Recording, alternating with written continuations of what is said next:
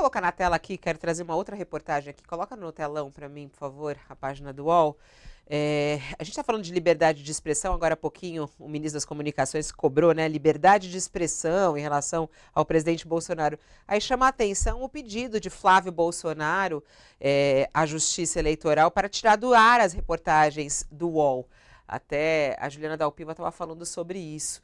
E a Justiça rejeitou. O juiz da 4ª Vara Criminal de Brasília rejeitou o pedido que foi formulado pela defesa do senador, né, Flávio Bolsonaro, para retirar do ar 2 reportagens do UOL sobre o uso de dinheiro vivo para a compra de imóveis pela família do presidente Jair Bolsonaro. O advogado que representa o filho mais velho do presidente ajuizou uma queixa-crime contra os repórteres Juliana Dalpiva e Thiago Erdi por alegada prática de calúnia e difamação, crimes contra a honra previstos no Código Penal pela revelação de que a família Bolsonaro comprou 51 imóveis com pagamento total ou parcial com dinheiro vivo desde os anos 90. O juiz também rejeitou a abertura de um processo criminal contra os repórteres.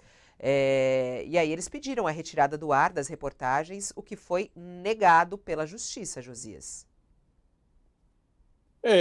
Você vê que a liberdade de imprensa é relativa, né? O Flávio Bolsonaro não quer explicar nada. Ainda outro dia estava o próprio ministro Fábio Faria dizendo que o Flávio Bolsonaro já não está nem denunciado mais. O processo dele foi arquivado. O Flávio Bolsonaro, mal comparando, Fabiola, ele está numa posição análoga à do Lula. Ele é um inocente sem julgamento absolutório. Ele recorreu a as ferramentas processuais para retardar o processo, matou provas e retirou o processo dos trilhos e agora diz que não há nada contra ele. Não, há muito contra ele. O que há é falta de disposição dele para enfrentar um processo. Porque um inocente convencional teria uma pressa muito grande para ser julgado, para que a sua inocência seja atestada sem nenhuma sombra de dúvidas. Mas o Flávio Bolsonaro é desse tipo de inocente que é muito frequente na política, o inocente sui generis, que não quer ser julgado. Ele quer matar provas para evitar que um juiz ou um colegiado de juízes dê uma sentença, culpado ou inocente.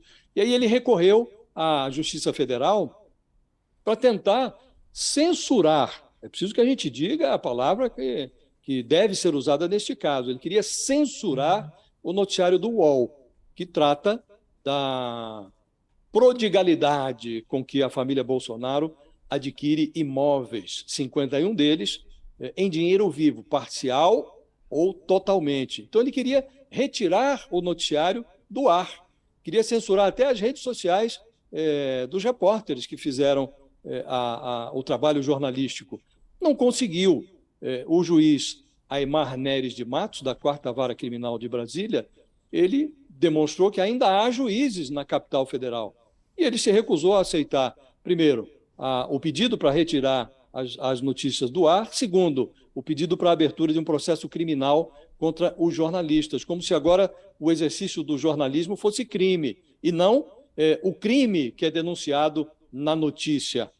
Agora, é o jornalismo que é criminoso, não o crime que é exposto no noticiário. Então, foi uma decisão muito acertada, Fabiola, e o fato de o Flávio Bolsonaro ter recorrido à justiça para censurar o noticiário e tentar impor um processo criminal contra os jornalistas revela o grau do desespero do primogênito e da sua família com o noticiário sobre os imóveis. E o ministro Fábio Faria e o comitê de campanha, eles não gostam de admitir, mas esse noticiário sobre os imóveis contribuiu para a queda do presidente ou para a estabilidade do presidente nas pesquisas, uma estabilidade que há 12 dias da eleição não interessa para alguém que está numa segunda posição longe do líder da pesquisa.